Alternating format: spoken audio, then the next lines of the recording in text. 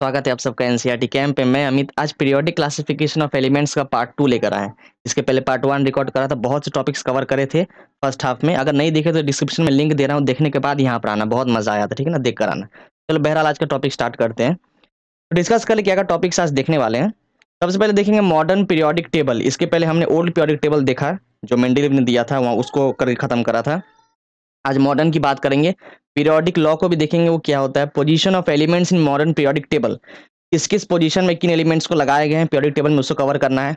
Tense in modern periodic table की valency की बात करेंगे, electronegativity, metallic character, non metallic character, क्या क्या ट्रेंड्स देखने को मिलते हैं along the period, along the group, सब कुछ कवर करेंगे, ठीक है ना। चलो स्टार्ट करते हैं। फिर सोशल मीडियाज के लिंक भी दे रहा हूँ मैं, टेलीग्राम, फेसबुक और इंस्टाग्राम की। कुछ भी अगर क्वेश्चंस पूछने हो, कुछ अगर डाउट आए तो यहाँ पर आके हमसे आप इंटरेक्ट कर सकते हो। चलो बहरहाल स्टार्ट करते हैं आज का लेक्चर। पहले हेनरी मोस्ले की बात करेंगे। इसके पहले डोबरेनर आए थे, हमारे न्यूलैंड आए थे, मेंडलीव आए थे। कहीं ना कहीं उनकी कुछ कुछ अचीवमेंट्स थी, कुछ फेलियर्स भी थी, हमने उसको देखा था और मेंडलीव को जाकर खत्म करा था वहां पर प्रीवियस लेक्चर में। आज हेनरी मोस्ले से स्टार्ट कर रहे हैं। अभी तक लोग क्या बोलते आ रहे थे, मेंडलीव के समय तक लोग ये बोल रहे थे कि एलिमेंट्स को अरेंज करो in their increasing atomic mass. Increasing atomic mass में अरेंज करोगे एलिमेंट्स को तो उनकी उनकी प्रॉपर्टीज रिपीट होते हुए दिखाई देगी। या तो ग्रेजुअल इंक्रीज होते हुए दिखेगी या ग्रेजुअल डिक्रीज, या आपको सेम दिखेगा प्रॉपर्टीज अलोंग द ग्रुप। ये सब बताते हुए आ रहे थे पहले साइंटिस्ट सारे। लेकिन हेनरी मोस्ले ने क्या करा, ये जब आए तो पूरा गेम चेंज कर दिए। इन्होंने एटॉमिक नंबर के ऊपर बता दिया। इन्होंने क्या देखा, हर एक एलिमेंट अपना स्पेसिफिक तरीके का एक्सरेज बना रहा है और उन एक्सरेज की जो फ्रीक्वेंसी है वो डिपेंड कर रही है एटॉमिक नंबर पे। और पहले ये माना जाता था कि एक्सरे, जो भी एलिमेंट्स एक्सरे बना रहे हैं, it is one of the characteristic property of element. किसी भी एलिमेंट की प्रॉपर्टी को जज करने के लिए एक्सरे को देखा जाता था। तो एक्सरे जब इतनी बड़ी प्रॉपर्टी है तो डिपेंड करनी चाहिए थी एटॉमिक मास पे। लोग एटॉमिक मास को इतना तवज्जो दे रहे थे, है ना, इतना उतना उस पर दबाव डाल रहे थे कि एटॉमिक मास में इंक्रीज करो, तो एटॉमिक मास के ऑर्डर में लगाओ तो प्रॉपर्टी रिपीट होते हुए दिखाई देगी। लेकिन क्या हुआ, हेनरी मोस्ले ने देखा फ्रीक्वेंसी डिपेंड कर रही है एटॉमिक नंबर पे, तो उन्होंने क्या बोला कि अब आप एलिमेंट्स को एटॉमिक मास पे ना लगाकर increasing order of atomic number पे लगाओ, और तब जाके देखोगे कि फंडामेंटल प्रॉपर्टीज, उनकी chemical and physical properties repeat होते हुए दिखाई देगी। ये बात हेनरी मोस्ले ने कही थी, ठीक है। तो अब जो भी बात चलेगी यहाँ से एटॉमिक नंबर के ऊपर चलेगी। अब पहले एटॉमिक मास चल रही थी, अब एटॉमिक नंबर के बारे में बात चलेगी। चलो देखते हैं।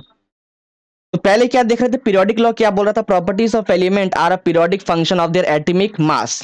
पहले वाले की बात करें, मेंडलीव के समय तक पीरियोडिक लॉ का ये डेफिनेशन था कि एलिमेंट्स की प्रॉपर्टी डिपेंड करेगी एटॉमिक मास पे। लेकिन जैसे ही हेनरी मोस्ले आए, उन्होंने अपना पीरियोडिक लॉ दिया जिसमें ये बताया गया property of elements are a periodic function of atomic number. And as you all know, atomic number क्या होता है, number of protons in nucleus. अगर एटॉमिक नंबर 10 है तो आपके उस एटम के अंदर 10 आपके प्रोटॉन्स होंगे। अगर एटॉमिक नंबर 5 है तो उस एलिमेंट्स के अंदर आपके 5 प्रोटॉन्स होंगे, ठीक है। It gives you the number of proton in a nucleus. चलो आगे बढ़ते हैं, कुछ और भी देख लेते हैं। यहाँ पे नीचे क्या लिखा है, the proton in a nucleus of a atom and this number increases by 1 in going from one element to next. आप देखोगे अभी आगे कवर करेंगे जब ट्रेंड्स में देखने को आएगा। तो as you go along the period के अलोंग जाओगे तो क्या देखोगे, your atomic number increases by 1, है ना, एक एक नंबर आपका बढ़ते रहेगा प्रोटॉन्स की नंबर। आगे तो कवर करने को है, देखेंगे।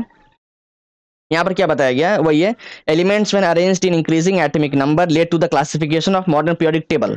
अभी जो हम पीरियोडिक टेबल देखते हैं, जो पढ़ते हैं, उसमें एलिमेंट्स की क्लासिफिकेशन की गई है in their increasing atomic number के बेसिस पे। तो इससे क्या हुआ ना, प्रेडिक्शन, प्रॉपर्टीज ऑफ एलिमेंट की प्रेडिक्शन और प्रिसाइज तरीके से लोग जज करने लगे।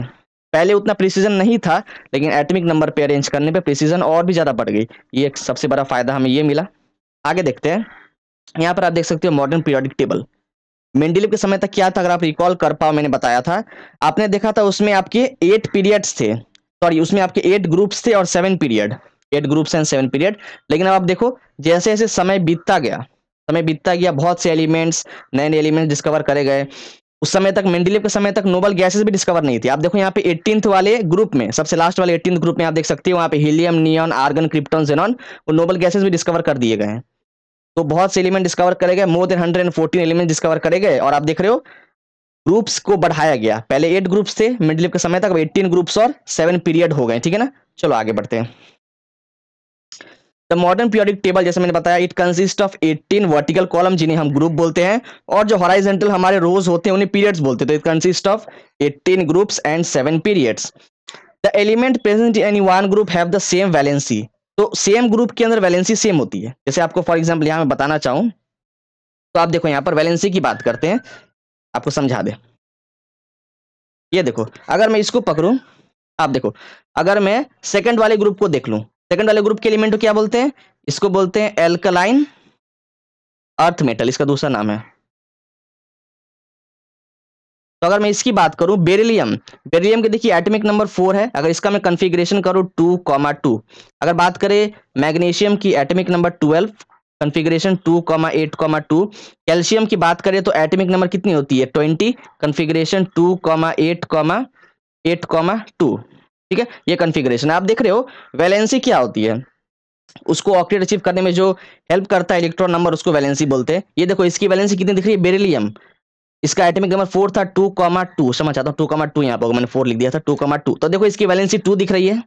यहाँ पर भी देखो मैग्नीशियम की वैलेंसी 2 दिख रही है, और कैल्शियम इसकी वैलेंसी 2 दिख रही है। तो देख रहे हो ना, सेम ग्रुप के अंदर वैलेंसी सेम होती है, आप कहीं भी पकड़ लो। चलो यहाँ यहीं पे देख लेते हैं, यहाँ पे ग्रुप 13 है, ये वाली ग्रुप 13, ये पूरी, इसको देख लेते हैं। चलो तो यहाँ पर क्या है, बोरोन, इसकी एटॉमिक नंबर 5, कॉन्फ़िगरेशन 2,3। एल्यूमिनियम की बात करें, एटॉमिक नंबर 13 होती है, कॉन्फ़िगरेशन करें एलिमेंट्स की शेल के अंदर 2,8,3। ठीक है, इस तरीके से। गैलियम, गैलियम का देख लो एटॉमिक नंबर 31, कॉन्फ़िगरेशन करो 2,8,8 कितना हुआ 26, और इसका 5। तो आप देख रहे हो, तो ऑल दो आपको दिख रहा होगा यहाँ पे 3, यहाँ पर 3, यहाँ पर 5, यहाँ पर 5 जो दिख रहा है ना, गैलियम को 3 इलेक्ट्रॉन चाहिए, गैलियम को 3 इलेक्ट्रॉन चाहिए ताकि वो अपना ऑक्टेट अचीव कर ले। दैट मीन्स गैलियम की वैलेंसी 3 है। और यहाँ पर आप देख रहे हो बोरोन और एल्यूमिनियम लास्ट शेल में 3 इलेक्ट्रॉन्स दिख रहे हैं इनके, ये इनकी वैलेंसी 3 है। तो आप देख रहे हो ग्रुप के अंदर बोरोन की, एल्यूमिनियम की, गैलियम की, इसकी भी 3 वैलेंसी है। तो सेम ग्रुप के अंदर वैलेंसी सेम होती है, आप किसी भी ग्रुप को देख लो, ठीक है ना, 1 से लेके 18 तक सेम ग्रुप में वैलेंसी रिपीट होती है, सेम रहती है। चलो आगे बढ़ते हैं, यही बात करी गई है यहाँ पर और कुछ नहीं। यहाँ पर एग्जांपल ये आपका 17th ग्रुप का हैलोजेंस वाले का, 17th ग्रुप आपको दिख रहा होगा यहाँ पे देखो, फ्लोरीन, क्लोरीन, ब्रोमीन, आयोडीन 17 वाले में। तो 17th ग्रुप के जो एलिमेंट्स होते हैं उनकी सबकी वैलेंसी 1 होती है। जैसे फ्लोरीन के एटॉमिक नंबर 9, कॉन्फ़िगरेशन 2,7, क्लोरीन के एटॉमिक नंबर 17, कॉन्फ़िगरेशन 2,8,7। तो देख रहे हो ना, इनकी वैलेंसी कितनी होती है 1, इनको एक एक इलेक्ट्रॉन चाहिए ऑक्टेट अचीव करने के लिए। तो सेम ग्रुप के अंदर वैलेंसी सेम रहती है, समझ गए। आगे बढ़ते हैं। The number of shell increases as we go down the group, जैसे नीचे जाओगे नंबर ऑफ शेल्स आपकी बढ़ती हुई दिखाई देगी। जैसे यहाँ पे देखो पीरियोडिक टेबल में आपको दिखा दूं मैं, शेल बढ़ते हुए दिख रहा है। अगर मैं आपको दिखाऊं, जैसे सेकंड वाले ग्रुप को ही पकड़ लो, बेरिलियम, सॉरी, अगर मैं बेरिलियम की बात करूं आपसे, तो आपको पता है एटॉमिक नंबर कितना है 4, कॉन्फ़िगरेशन 2,2, मतलब इसमें 2 शेल है। अगर बात करें यहाँ पर देखो, ये मैग्नीशियम, इसके एटॉमिक नंबर 12, कॉन्फ़िगरेशन 2,8,2, कैल्शियम की 20, कॉन्फ़िगरेशन 2,8,8,2। आप देखो इसमें 4 आपको शेल दिख रहे हैं। मैग्नीशियम में 3 शेल दिख रहे हैं, है ना, 3 शेल। और देखो यहाँ बेरिलियम में 2 शेल दिख रहे हैं। तो मतलब जैसे जैसे आप नीचे जा रहे हो, आपका शेल बढ़ रहा है ना, your number of shell increases as you go down the group. किसी भी पीरियड में आप देख लो, किसी भी ग्रुप में अगर आप देख लो, सर हर एक ग्रुप में नंबर ऑफ शेल इंक्रीज कर रहा होता है, और वही बात करी गई है स्लाइड में। As you go down the group, the number of shell increases. There is an anomaly when it comes to the position of hydrogen.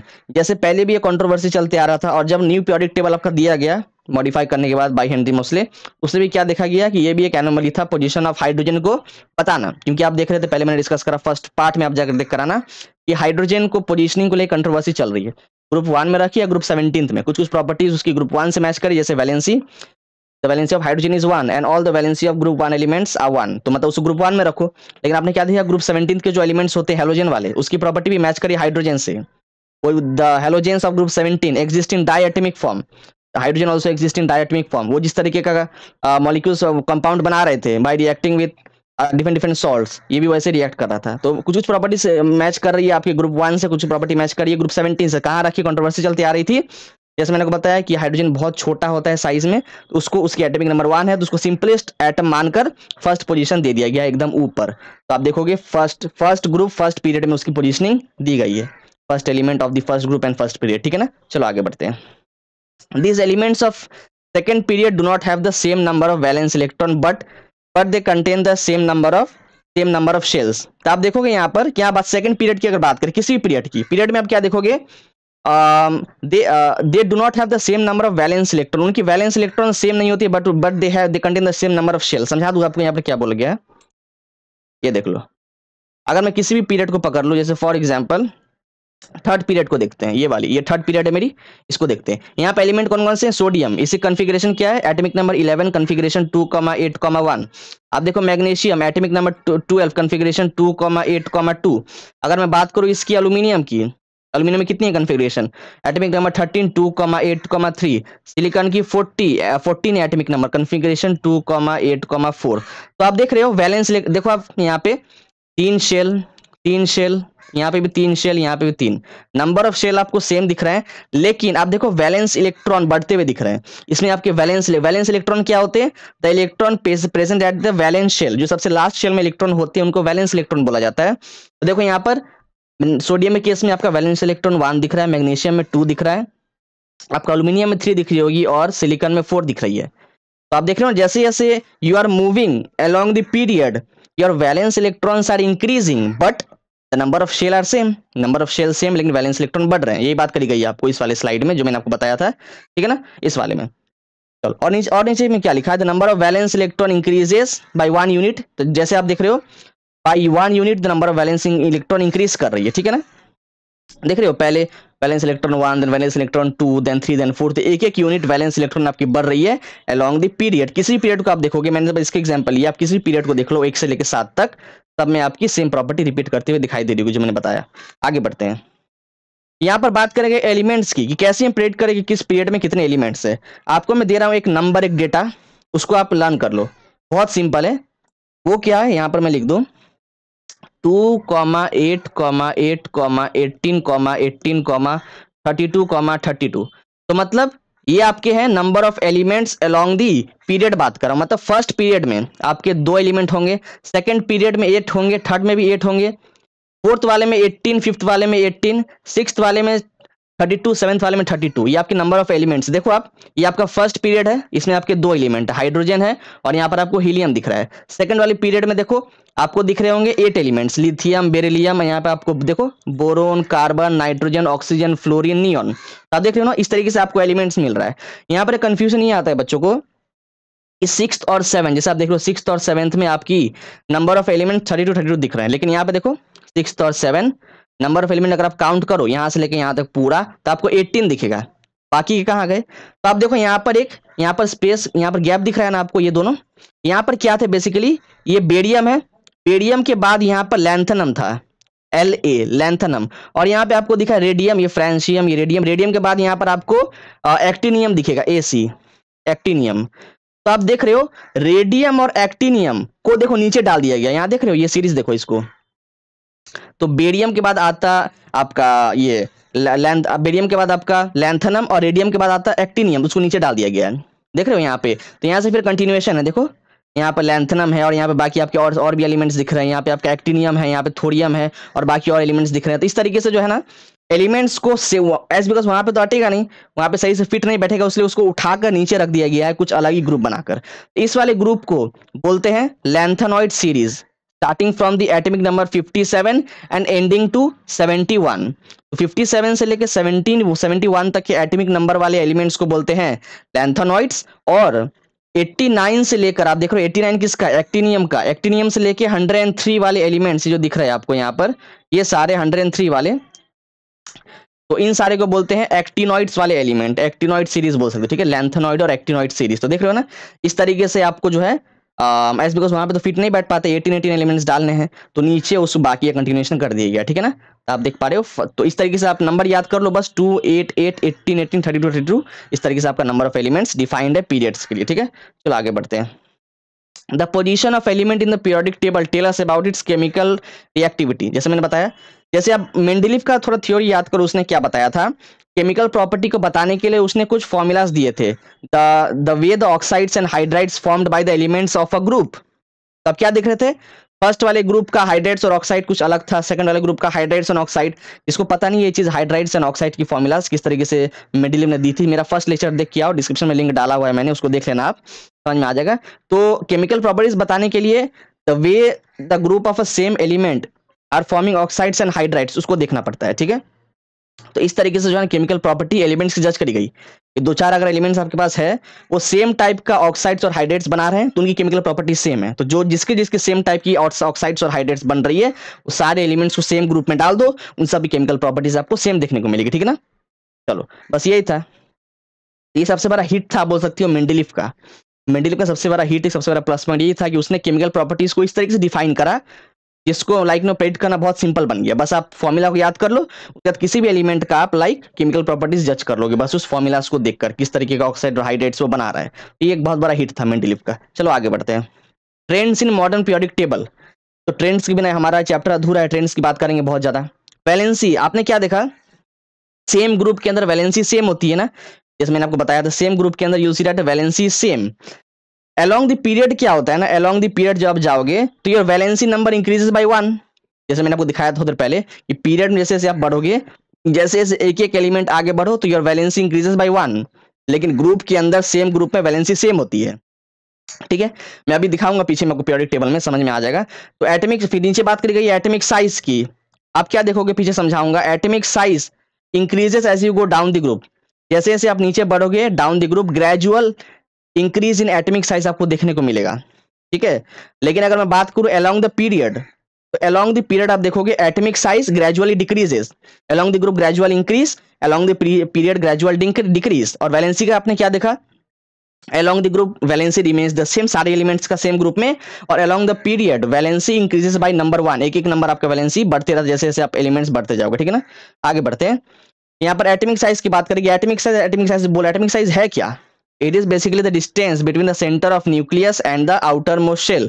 तो किसी एटम का न्यूक्लियस और उसका आउटर मोस्ट शेल के बीच में जो डिस्टेंस है उसी को बोलते हैं एटॉमिक साइज, ठीक है ना। जैसे बात करें हाइड्रोजन की, आप देखोगे हाइड्रोजन की एटॉमिक रेडियस कितनी होती है, 37 पिकोमीटर्स। पिकोमीटर्स बेसिकली आप देखो 1 picometre is equal to 10⁻⁻12 metre होता है। तो इस तरीके से जो हाइड्रोजन होती है, आप इसका लर्न भी कर सकते हो, उसकी एटॉमिक रेडियस कितनी होती है, 37 पिकोमीटर्स। आगे बढ़ते हैं, तो यहाँ मैं बता दूं आपको उसके बारे में अच्छे से, वैलेंसीज वगैरह। जस्ट अ मिनट, हाँ समझ में आ जाएगा अच्छे से। ये देखो, जैसे मैंने पहले भी समझाया था आपको, इसको पकड़ लो, ये ग्रुप 2 वाले को, ग्रुप टू वाले को क्या बोलते हैं, इसको बोलते हैं एल्कलाइन अर्थ मेटल, इसको बोलते हैं एल्कली ग्रुप बोलते हैं एल्कली मेटल, इसको एल्कलाइन अर्थ मेटल, ठीक है। इस तरीके से बेरिलियम की बात करते हैं, एटॉमिक नंबर 4 कॉन्फ़िगरेशन 2,2, मैग्नीशियम का एटॉमिक नंबर 12 कॉन्फ़िगरेशन 2,8,2, ठीक है। कैल्शियम का देख लो, पहले ही बताया कॉन्फ़िगरेशन, इसका एटॉमिक नंबर 20 कॉन्फ़िगरेशन 2,8,8,2, इस तरीके से, ठीक है। तो देख लो ना वैलेंसी देखो 2 2, यहाँ पर देखो 2 2 2, तो वैलेंसी सबकी along the group same, along the period बढ़ती हुई दिखेगी।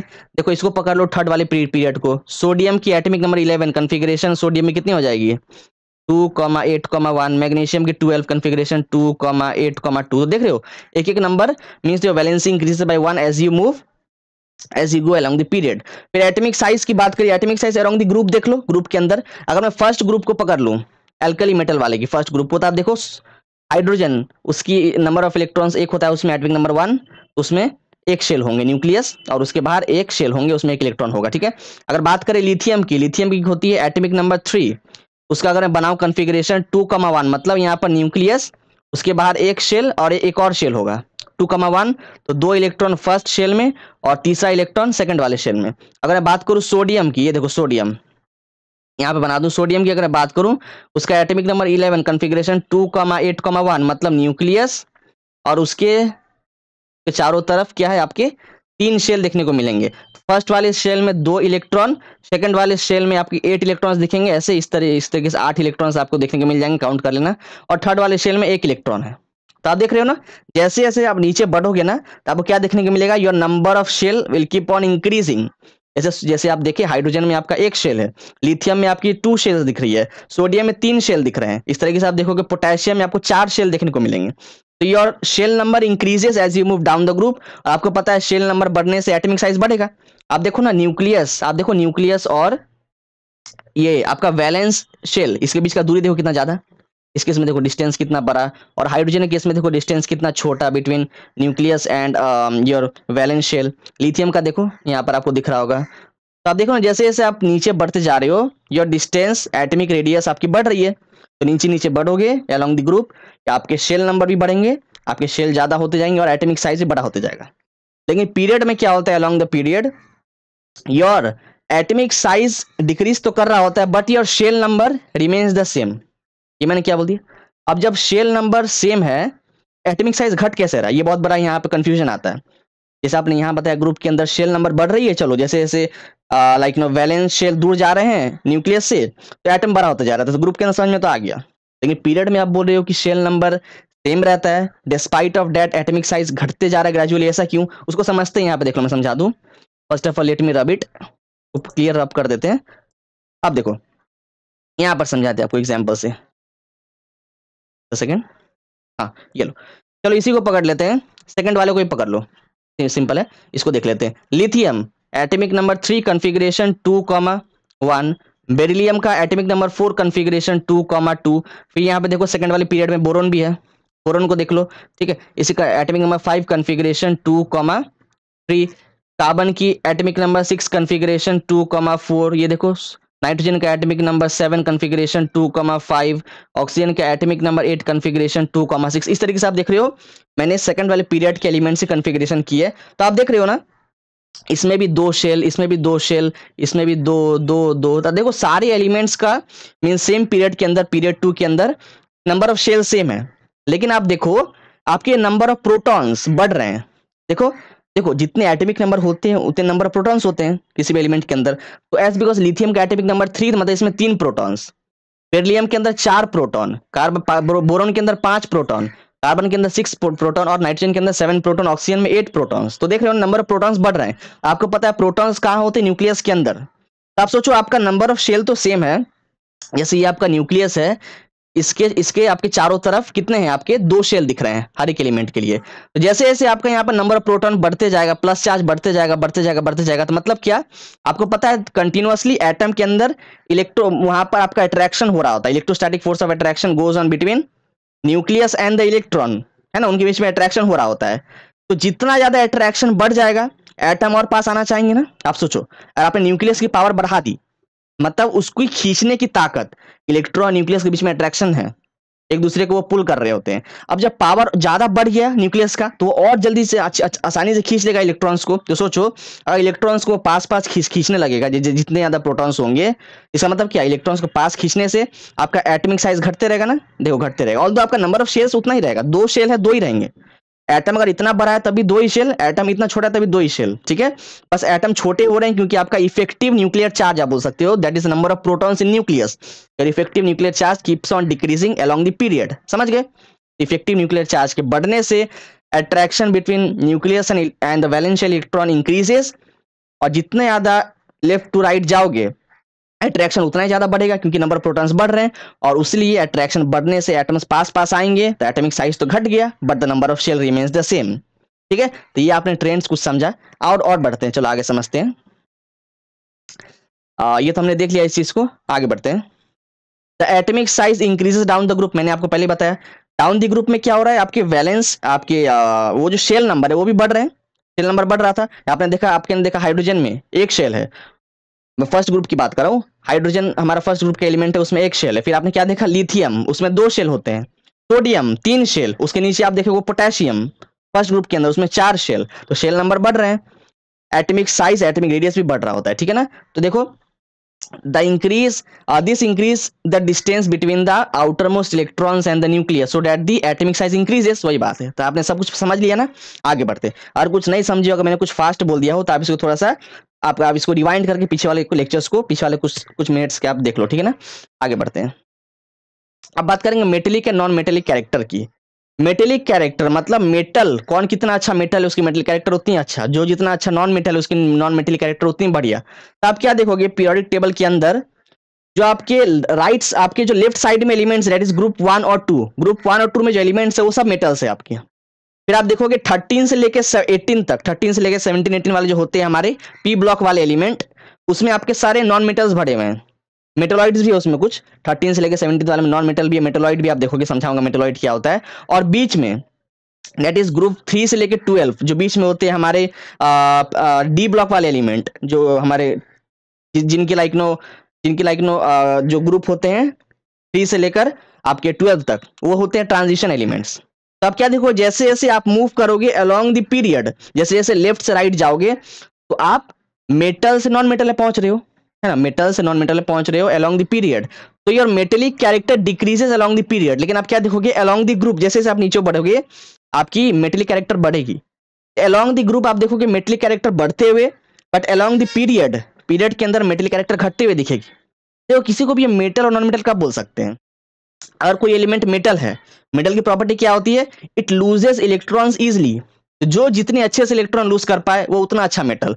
और नॉन मेटल की प्रॉपर्टी होती है दे एक्सेप्ट इलेक्ट्रॉन, तो जो एलिमेंट जितना अच्छा इलेक्ट्रॉन एक्सेप्ट कर पा रहा है वो उतना अच्छा नॉन मेटल है। तो आप देख रहे हो ना, जो हमने पहले भी आपको डिस्कस करके बताया।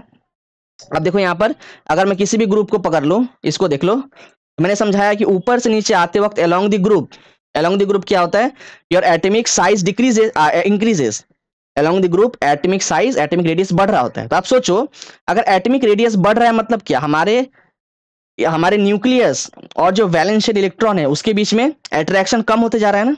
आप खुद ही देखो यहाँ पर, जैसे हाइड्रोजन, हाइड्रोजन ये न्यूक्लियस है और उसके पास उसके पास एक शेल है, उसमें एक इलेक्ट्रॉन है। अगर बात करो लिथियम की, तो उसमें उसमें आप देखोगे एक न्यूक्लियस और उसके चारों तरफ दो शेल है। तो फर्स्ट वाले आप देखोगे, फर्स्ट वाले शेल में दो इलेक्ट्रॉन है, सेकंड वाले शेल में एक इलेक्ट्रॉन है। अगर बात करो सोडियम की, उसमें आप देखो यहाँ पे क्या है आपका न्यूक्लियस, और इसके चारों तरफ आपको देखोगे तीन शेल देखने को मिलेगा। फर्स्ट शेल में दो इलेक्ट्रॉन, सेकंड वाले में 8 इलेक्ट्रॉन देखने को मिलेगा, और लास्ट वाले में आप देखोगे एक इलेक्ट्रॉन रहेगा। तो आप देख रहे हो ना, आप नीचे जा रहे हो तो आपका एटॉमिक साइज बढ़ रहा है, इसका मतलब न्यूक्लियस और वैलेंस इलेक्ट्रॉन के बीच का अट्रैक्टिव फोर्स घट रहा है। तो आप सोचो अगर अट्रैक्टिव फोर्स घटेगा मतलब क्या, उसमें से इलेक्ट्रॉन्स निकालना आसान, ऑब्वियसली। अगर अट्रैक्टिव फोर्स घट गया, एक दूसरे के ऊपर से पकड़ उनका खत्म हो गया, तब इलेक्ट्रॉन्स को आप थोड़ी सी एनर्जी भी अगर दोगे उस एटम को, तो इलेक्ट्रॉन फट से निकल जाएगा, है ना। तो इलेक्ट्रॉन्स निकालना आसान है अगर आप अलोंग द ग्रुप मूव कर रहे हो, मतलब along the group your metallic character increases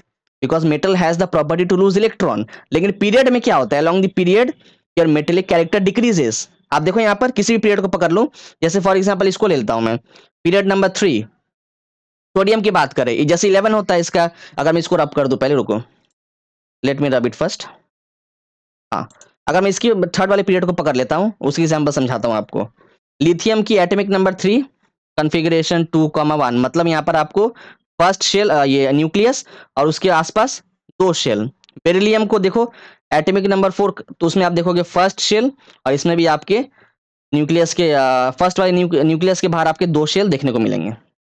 तो आप क्या देख रहे हो, आपका यहाँ पर देखो, यहाँ पर आपकी दो इलेक्ट्रॉन होंगे फर्स्ट शेल में, यहाँ पर एक इलेक्ट्रॉन होंगे, यहाँ पर आपके दो इलेक्ट्रॉन होंगे, यहाँ पर दो इलेक्ट्रॉन होंगे, यहाँ भी 4 है, 2,4, 2,2। तो आप देखो यहाँ पर क्या हो रहा है, आपका इफेक्टिव न्यूक्लियर चार्ज बढ़ रहा है। मैंने आपको पहले बताया पीरियड के अलॉन्ग मूव करने पे न्यूक्लियर चार्ज बढ़ रही होती है। तो आप सोचो अगर इफेक्टिव न्यूक्लियर चार्ज बढ़ गया, तो मतलब वैलेंस शेल इलेक्ट्रॉन और न्यूक्लियस के बीच में अट्रैक्शन बढ़ गया ना। न्यूक्लियर चार्ज बढ़ रहा है, अट्रैक्शन बढ़ रहा है, तभी तो आप देख रहे हो कि अलोंग द पीरियड एटम पास पास आ रहा है, एटॉमिक रेडियस घट रहा है, क्योंकि अट्रैक्शन बढ़ रहा है between nucleus and valence shell electron. तो अट्रैक्शन बढ़ जाना, इसका मतलब अब इलेक्ट्रॉन को आसानी से जाने नहीं देगा न्यूक्लियस, उन दोनों के पीछे पकड़ बहुत मजबूत है, इलेक्ट्रॉन निकालना बहुत मुश्किल है। अब इलेक्ट्रॉन को निकालना मुश्किल है, लेकिन एलिमेंट क्या चाहता है कि मैं अपना ऑक्टेट भी अचीव कर लूं, मेरे वैलेंस शेल में 8 इलेक्ट्रॉन आ जाए। तो वो 8 इलेक्ट्रॉन ऑक्टेट अचीव करने के लिए, अब वो इलेक्ट्रॉन लूज तो करेगा नहीं, तो इलेक्ट्रॉन गेन करेगा। तो ऑक्टेट अचीव करने के लिए along the period of elements ना कि इलेक्ट्रॉन लूज करेंगे बल्कि इलेक्ट्रॉन गेन करेंगे। एंड हेंस आपको पता है non metals have the property to gain electron, and by this sense along the period your non metallic character increases but your metallic character decreases. समझ गए, clear है ना funda. Along the group metallic character बढ़ रहा होता है, non metallic character घट रहा होता है, बट अलोंग द पीरियड, किसी भी पीरियड को आप पकड़ लो, अलोंग द पीरियड आपका मेटेलिक कैरेक्टर घट रहा होता है but non metallic character increase कर रहा होता है। बहुत सिंपल था, चलो आगे बढ़ते हैं। ये देखो, in the modern periodic table a zigzag line separates metals from non metal. ये जिगजैग लाइन क्या है, यहाँ पर समझा दूं आपको। ये देखो यहाँ पर आप देखोगे ना, हाँ यहाँ पर देखो आप, ये आपको बोरोन दिख रहा होगा, यहाँ पर ये देखो सिलिकॉन दिख रहा है, ये जर्मेनियम, आर्सेनिक, ये एंटीमनी, ये आपको टेलुरियम दिख रहा है। तो यहाँ पर एक बेसिकली लाइन बना होता है इस तरीके से, मैं बना दूं यहाँ पर ऐसा, ये देखो ये ऐसा कुछ लाइन बना होता है। ये लाइन क्या कर रहा होता है, it separates metals from non metals. आप देखोगे लाइन के इस तरफ, लाइन के इस तरफ ये सारे जो है ना, ये सारे क्या है, नॉन मेटल्स है, और लाइन के इस तरफ ये सारे जो होते हैं, ये सारे बेसिकली, ये सारे मोस्टली आपके मेटल्स होते हैं। ये क्या कर रहा होता है, this zigzag line separates the metal from non metal. इसकी यही बस प्रॉपर्टी है कि मेटल्स को नॉन मेटल से सेपरेट कर दो, बस इतना ही आप देखोगे। अब किसी भी मॉडर्न पीरियोडिक टेबल को उठा के देख लो, आपको ये zigzag लाइन देखने को मिलेगा। ठीक है, आगे बढ़ते हैं। दी बॉर्डर लाइन एलिमेंट्स, तो यहाँ पे बॉर्डर लाइन एलिमेंट्स कौन कौन से आपके देखो, जो आपके बॉर्डर लाइन एलिमेंट्स दिख रहे हैं, आपको दिख रहा होगा बोरोन दिख रहा है, सिलिकॉन, ये देखो ये सारे बॉर्डर लाइन एलिमेंट्स जो बेसिकली मतलब बॉर्डर को टच कर रहे हैं, जो बॉर्डर के पास है, मतलब इस zigzag लाइन के पास है। तो बोरोन, और यहाँ पे आपको सिलिकॉन दिख रहा होगा, ये जर्मेनियम दिख रहा है, ये आर्सेनिक है ना, फिर आपको ये एंटीमनी, टेलोरियम, तो ये सारे होते हैं आपके मेटलॉइड्स, या बोल सकते हैं आप सेमी मेटल्स। मेटलॉइड्स आर दोस्त जिनकी प्रॉपर्टी कुछ कुछ मैच कर रही होती है मेटल से, और कुछ कुछ मैच कर रही होती है नॉन मेटल से, उनको हम मेटलॉइड्स बोलते हैं। ना ही वो प्योरली मेटल, ना ही प्योरली नॉन मेटल है, उनके बीच का प्रॉपर्टी उनका होता है। ठीक है ना, उनको बोलते हैं हम मेटलॉइड्स। चलो समझ गए ना, यहाँ तो और कुछ देखने को है नहीं। चलो, तो मेटलॉइड्स का नाम याद कर लेना बस, boron, silicon, germanium, arsenic, antimony, tellurium, polonium, तो ये सारे हमारे मेटलॉइड्स होते हैं, जिसको हम सेमी मेटल भी बोलते हैं। चलो अब यहाँ पर अब देखो यहाँ पर क्या बोला है, metals tends to lose electron, मैंने पहले बताया मेटल्स की प्रॉपर्टी होती है इलेक्ट्रॉन लूज करने की, hence they are electropositive in nature. आपको पता है जो इलेक्ट्रॉन इजीली लूज कर दे उस एलिमेंट को बोलते हैं इलेक्ट्रोपॉजिटिव, मतलब इलेक्ट्रोपॉजिटिव हो गया। आप देखोगे ना, इलेक्ट्रॉन लूज करने पे पॉजिटिव चार्ज आता है, किसी भी एलिमेंट पे इलेक्ट्रॉन लूज करने पे पॉजिटिव चार्ज आ जाता है, और इलेक्ट्रॉन गेन करने पे नेगेटिव चार्ज आता है। तो metals as because electron lose कर रहा है, they are electropositive in nature. तो हम ये भी बोल सकते हैं ना, in terms of electropositivity, along the group क्या होता है, अलोंग द ग्रुप आपका मेटलिक कैरेक्टर बढ़ रहा है, मतलब आप बोल सकते हो कि electropositivity increases along the group, और along the period electropositivity decreases. अगर इस तरह से पूछे एग्जाम में आपको इन टर्म्स ऑफ इलेक्ट्रोपॉजिटिविटी, समझा दोगे ना, सिंपल है। As the effective nuclear charge acting on the valence shell electron increases across a period, the tendency to lose electron will decrease। जैसे मैंने पहले बताया, along the period क्या इफेक्टिव न्यूक्लियर चार्ज बढ़ रहा है, आपका नंबर ऑफ प्रोटॉन्स ज्यादा ऐड हो रहे हैं न्यूक्लियस के अंदर, उसके कारण क्या है, अट्रैक्शन बढ़ गया between nucleus and valence shell electron along the period। तो इलेक्ट्रॉन निकालना चूंकि बहुत मुश्किल हो जाता है, इसलिए अब वो ऑक्टेट अचीव करने के लिए इलेक्ट्रॉन्स लूज करने के बजाय इलेक्ट्रॉन गेन करना पसंद करता है, hence the electronegativity, as because electron gain कर रहा है, तो electronegativity increases along the group, sorry along the period, समझ आऊंगा, अलोंग द पीरियड इलेक्ट्रोनेगेटिविटी बढ़ रही है, और along the group electronegativity decreases. समझ गए, अलोंग द ग्रुप इलेक्ट्रोपॉजिटिविटी बढ़ता है, लेकिन अलोंग द ग्रुप इलेक्ट्रोनेगेटिविटी बढ़ रहा होता है अलोंग द पीरियड। ठीक है ना, चलो आगे बढ़ते हैं। देखो यहाँ पर down the group the effective nuclear charge experience by the valence electron is decreasing. तो डाउन द ग्रुप आप तो देख रहे हो, ऊपर से नीचे आओगे तो आपका एटॉमिक साइज बड़ा हो रहा है, एटॉमिक साइज बड़ा हो रहा है, आपका इफेक्टिव न्यूक्लियर चार्ज भी घटते जाता है ऊपर से नीचे आते वक्त। ठीक है, आउटर मोस्ट इलेक्ट्रॉन न्यूक्लियस से दूर जा रहे होते हैं, हेंस जैसे मैंने पहले बताया, यहाँ पर वही लिखा हुआ है, metallic character increases down the group but metallic character increases down the group but decreases along the period. ठीक है, बस वही है। यहाँ पर आप देखोगे और बात करी गई है बेसिक, यहाँ पर एसिडिक और बेसिक कैरेक्टर की। देखो आप एक बात समझो, ऑक्साइड्स ऑफ मेटल, जो मेटल के हमारे ऑक्साइड्स होते हैं, ऑक्साइड्स मतलब क्या, अगर मेटल ने रिएक्ट कर ऑक्सीजन से बना लिया मेटेलिक ऑक्साइड। ठीक है, तो oxides of metal are basic in nature, and non metal का ऑक्साइड्स होता है एसिडिक इन नेचर। देखो बेसिक इन नेचर मतलब क्या, आपको पता है acid and base reacts with each other to form salt and water. ठीक है, तो अगर मैं बोल रहा हूं कि oxides of metal basic in nature है, मतलब ऑक्साइड्स ऑफ मेटल को रिएक्ट करा दो एसिड से, तो सॉल्ट प्लस वाटर बना देगा। सिंपल सा ना, ऑक्साइड्स ऑफ मेटल अगर एक्ट कर रहा है एज अ बेस, तो उसको रिएक्ट करा दो एसिड से, तो base plus acid, acid plus base क्या देगा, सॉल्ट प्लस वाटर। ठीक है ना, और नॉन मेटल्स की बात करें तो they are acidic in nature, यहाँ पर वाइस वर्सा रूल लगा दो, समझ में आ जाएगा। ठीक है ना, तो अगर मैं बात करूं एसिडिक और बेसिक कैरेक्टर की, एसिडिक और बेसिक कैरेक्टर, तो आप क्या बोलोगे, along the period as because the non metallic character increases, मतलब आप बोल सकते हो कि along the period your acidic character increases because non metals are acidic. तो जितना अच्छा आपका नॉन मेटल रहेगा उसकी एसिडिक कैरेक्टर उतनी बढ़िया, और along the group what you saw that your metallic character increases. जैसे जैसे आप ग्रुप के जैसे जैसे आप नीचे बढ़ोगे, आप अच्छे अच्छे मेटल्स के पास पहुंचते जाओगे। ठीक है ना, तो अलोंग द ग्रुप या मेटलिक कैरेक्टर इंक्रीज हो रहा है, मतलब क्या, your basic character increases down the group. Simple सा है ना, तो बस यहाँ से ये क्वेश्चंस पूछते, तो आपके फोर्थ लेवल के लिए, 10th लेवल के लिए आपके इतने काफी है ट्रेंड्स जानना। और भी ट्रेंड्स होते हैं, आप देखोगे इसके मतलब हायर क्लासेस में पढ़ोगे आप, और भी ट्रेंड्स आते हैं, जैसे आपको आयनाइजेशन एनर्जी पूछता है क्या होता है, आयनाइजेशन एंथैल्पी का ट्रेंड पूछता है, तो वो सब बाद में आपको पढ़ने को, अभी तो नहीं है फिलहाल, इतने ही पढ़ने को थे।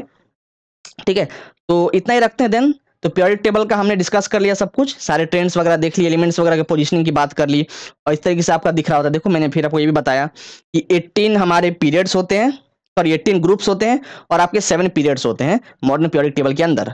और जब मेंडलीव ने दिया था अपना पीरियोडिक टेबल, उसमें क्या थे आपके, उसमें आपके 8 ग्रुप्स थे और 7 पीरियड थे, मेंडलीव वाले की बात कर रहा हूँ, ठीक है। तो इसको यहीं पे खत्म करते हैं देन, ठीक है। तो देखो दो लेक्चर में हमने पूरा पीरियोडिक क्लासिफिकेशन निपटा दिया। अब क्या करेंगे, इसका तीसरा लेकर आएंगे। एक्सप्लेनेशन तो खत्म, अब जो तीसरा हमारा इसके बाद जो वीडियो आएगा, अब वो एमसीक्यू बेस्ड रहेगा, इसका एमसीक्यू फुल ऑन कवर करेंगे। तो अगर इसके पहले के आपने लेक्चर्स नहीं देखे हो, इलेक्ट्रिसिटी हमने खत्म करा, उसका एमसीक्यू लेकर आए, फिर magnetic effects of electric current का एक्सप्लेनेशन, उसका एमसीक्यू, अब पीरियोडिक क्लासिफिकेशन का अलविदा कर दिए हैं, उसका एक्सप्लेनेशन देख लिए। अगला वीडियो जो होगा टोटली एमसीक्यू बेस्ड रहेगा, उसको भी फटाफट से खत्म कर लेंगे, ठीक है। अभी के लिए इतना ही रखते हैं, देन आप लोग अच्छे से रहिए, स्वस्थ रहिए, हमारा वीडियो ऐसे देखते रहिए। मिलते हैं आप सबसे अगले वीडियो में, तब तक के लिए bye bye and take care. चलो अगले वीडियो में मिलते हैं।